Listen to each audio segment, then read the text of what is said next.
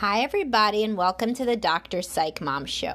Today, I'm going to talk about an interesting topic of what is your couple identity. But before I do, please do subscribe so you can access all of my paid content, including my most recent episode on maintenance sex and many other cool episodes like why women care or don't care when their husbands get in shape, and like a whole bunch of other ones, sibling rivalry, just too many for me to recount here. But there's a lot of extra content. Also, join my subscriber-only Facebook group so you can interact with other Dr. Psych Mom fans and me in real time. A lot of psychologically minded people in there having interesting discussions. Okay, so today I'm going to talk about what is your couple identity. And you may have heard, if you've ever been in couples counseling, that you should focus on the we, not the I, because if you focus on the we, then you're thinking about things from a team player perspective and not just your own individual needs or wants. And this is a good thing to do if you want to be a healthy couple. But the thing is that some people's low self-esteem and negative self-image kind of gets in the way of forming a couple identity. And some people are just extremely selfish, to put not too fine a point on it. And therefore, they do put their own needs repeatedly above that of the couple, and it isn't because of their low self-esteem. So let's look at the low self-esteem one first. So first of all, let's back up. What do I even mean by a couple identity?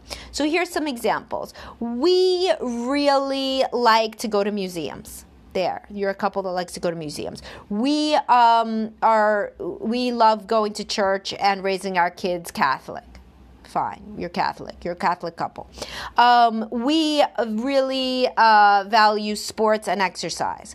All of these, you see what I mean? They're all we. What is our couple identity? We are very physically affectionate. We value nights together. We like eating dinner as a family. We are into extended family, whatever the hell it is. The more we's that you can think of, that you have things in common, the better your relationship is going to be. Remember, this is supposed to be your friend. Like, people forget about that. They think it's like their enemy, like they're in opposition. It's always like, are we going to do it my way or your way? It's like a very competitive dynamic, and I've written about that, the competitive marriage post that I could link you to.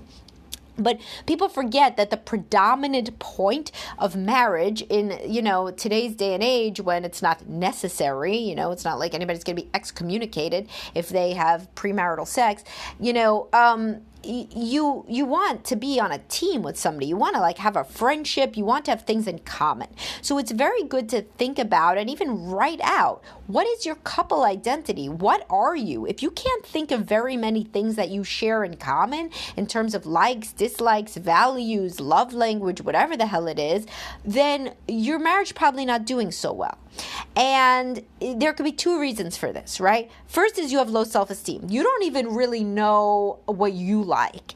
You are terrified to take a position on anything because you don't want to offend anybody. You don't really ever want to do anything wrong. You probably grew up with very difficult parents where you're always walking on eggshells. So to say that, even to identify somebody who themselves really likes exercise, you don't really even like to come out like that on the side of anything, But what happens to your spouse is, if they're married to you and you are this sort of depressive, low self-esteem person that doesn't really identify as particularly being into anything and being very enthusiastic about anything, is they kind of get dragged down with you, your spouse. Not that they're perfect, they got their own problems, but they're kind of getting dragged down with you in this sense, and they may not have the self-esteem to come out as verbalizing their own likes or dislikes. So this is when you get people who they pretty much live through the children, and the only thing that they can decide that they both do is they both really love the children, and then they kind of do whatever the children like. So if the children like baseball, they like baseball. If the children like swimming, they like swimming. If the children like to sit and watch video games, then they do that. They may not say they like that, but they'll do it. So the point is, if you are somebody that isn't too clear on yourself and your own likes and dislikes, and if you're not like a confident person who will say, this is important to me, then it's hard to say this is important to us. This is the sort of situation where individual therapy can really help you figure out who you are and what you like and don't like, so that you can kind of use your confident momentum, another term that I've written about, to say things like, oh, we're a family that likes to go hiking. We're a couple that likes to go and to escape rooms or whatever. If you're that kind of couple, don't interact with me. I hate that idea of escape rooms. That sounds terrifying. But anyhow, the point here is, if you don't really know who you are, it's hard to figure out who you are as a couple. This is why the advice is very good to not get married until you really know who you are. But many people don't follow this advice because people have an evolutionary imperative to get married and to pair bond. Anyway, the other kind of person is always putting their own needs ahead of the couple because they were raised to be kind of self-centered, or they're modeling after self-centered parents who are always trying to jockey for the position of whose needs would come first, right? And this is another competitive marriage they probably saw growing up. So in this situation, they'll be like, well, I really like sports, but my wife likes to sit on the couch. Or she'll say, well, I'm really into politics, but, he doesn't really know anything about that. Or, I like to take the kids for a jog, but, he just likes to do these home things, projects, whatever. These people condescend to each other a lot, and they're always trying to say that their way is the better way. Now, by the way, the extension of having a couple identity is having a family identity. Kids love having a family identity. We're a family that does this. We're a family who does that. Kids love groups. It's evolutionary to get into a group, a healthy, active group. You ever see Meerkat Manor? They follow those meerkats around. You want to be in a group led by confident, happy parents who engage in the world. You don't have that if your parents don't even know who they are as a couple. The couple is the main sun around which the children orbit like little planets. And so you got to figure out your couple identity, and then you could figure out your family identity, which kids love. We are a close family. You don't get a lot of school shooters coming from families that identified as we are a close family. And while it should not be your number one goal in life to prevent your child from becoming a school shooter, because that's so rare, you don't get a lot of depressed kids. You don't get as many depressed kids. Sure, psychopathy can be biological as depression can be biological. So this isn't a foolproof, method, but people who come from close families are happier people. They learned a confident, self-assured kind of identity from modeling after what their parents did, not as individuals, but as a couple and a family. Certainly as individuals as well, but not only as individuals. So, for example, you could have your mom be a really great role model because she's a career woman and you're a little girl, and your mom is a lawyer and she's just so great. But if your mom comes home and she shits all over your dad for being a gym teacher or something, you're not going to be as happy and successful and confident a little girl. You're always going to be insecure that, oh my God, what if I don't end up like my mom and I end up like my dad, right? However, if this woman, this lawyer in this example that I am weaving now, if this successful lawyer came home and her gym teacher husband and she took the little girl to the park roller skating, and they're a family who likes to roller skate, and that's even more of an identity than that she's a lawyer and that he's a gym teacher, she is going to be a more confident, happy little girl because she belongs to a happy group that has a defined identity. There's way too much emphasis nowadays on individual identities within both couples and families, to the point that children are mad at each other because one's extracurricular is prioritized over the other extracurricular, and they both have 15 extracurriculars, so God even knows how they sleep at night, and who even can remember who has more than the others, but the children certainly do. This is a very individualistic, competitive sort of dynamic that usually trickles down from competitive sort of parents who are always saying who has more leisure time, who's going to get to go out with their friends, who makes more money, who should be making the decisions about where we go on vacation, etc. So if this sounds like you and your marriage and your family, this is putting your children under stress and they're not learning how to get along with people well.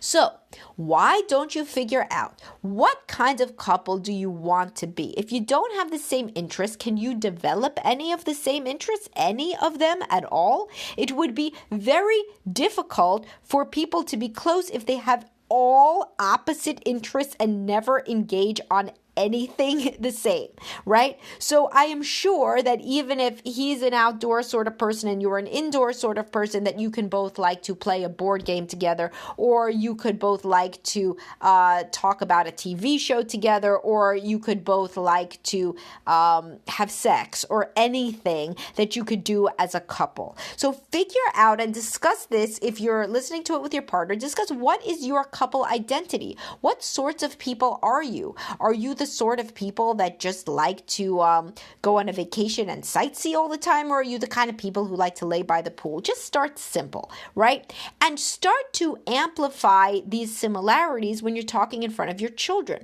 Start to talk as though you're part of a team. In this family, we really like blah, blah, blah. Dad and I really like blah, blah, blah. You'll see that your children really like that. They really like being part of a family that does something together, you know? Like, we always go for walks. We like playing games. We're going to have family time where we do X, Y, Z.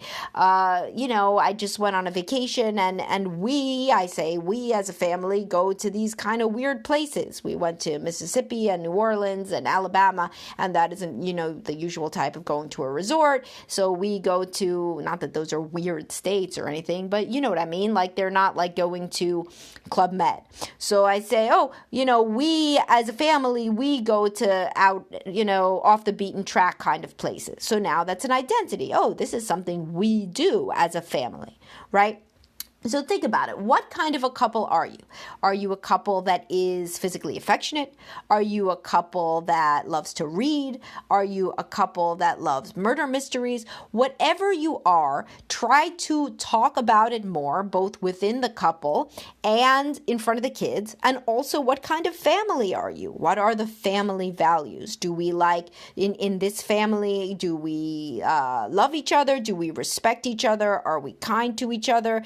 Do we value going outdoors? Do we value travel? Do we value taking care of our pets? Do we value being part of the community? Do we value church? What do we value, right? So if you think about these things both as a couple and as a family, it can open up some different ways of viewing yourselves, and it can also enhance feelings of closeness, which is really what all of this is about. Closeness and security. So if you and your husband are if you think of yourselves as a physically affectionate couple, then that also amplifies and directs you and reminds you of what to do, right? When you're not feeling that close. Oh, we are fighting, but then again, we are a physically affectionate couple, so maybe I should go over and give him a hug.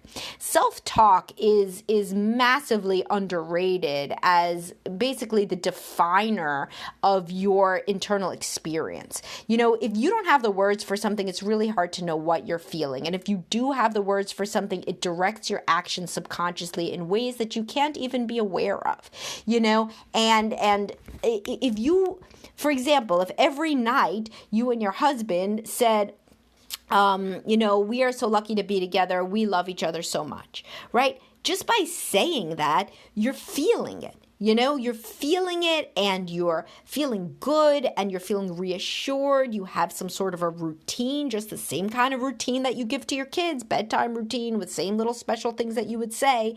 So it's the same kind of thing. So practice it. What sort of a couple are you? Think about it, pause me.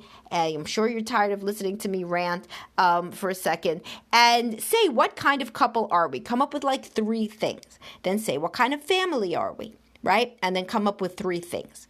And then commit to like talking about these things more and more and kind of building on them.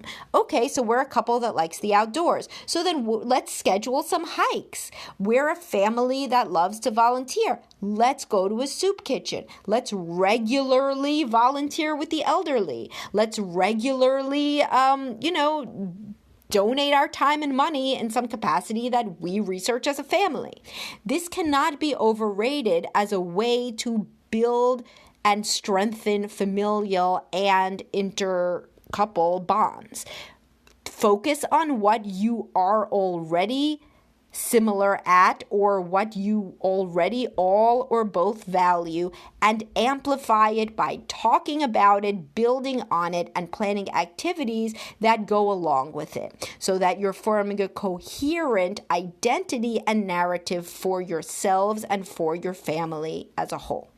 All right, so this was a little bit of a different topic, not directly addressing any major crises, like what do I do if I find out that my husband hasn't been attracted to me for the past 17 years or anything like that, but just a different and maybe a nice thought experiment, and that can potentially reframe at the margins the way that you view yourself and your unit, whether that is just a couple right now or your family as a whole, hopefully both. All right, so please let me know if you like this episode and other potential topics that you want me to branch out and discuss, particularly if you are a subscriber. I always take my subscribers' suggestions very quickly and respond to them via podcast or sometimes video. All right, I will talk to everybody soon. Have a great night. Bye-bye.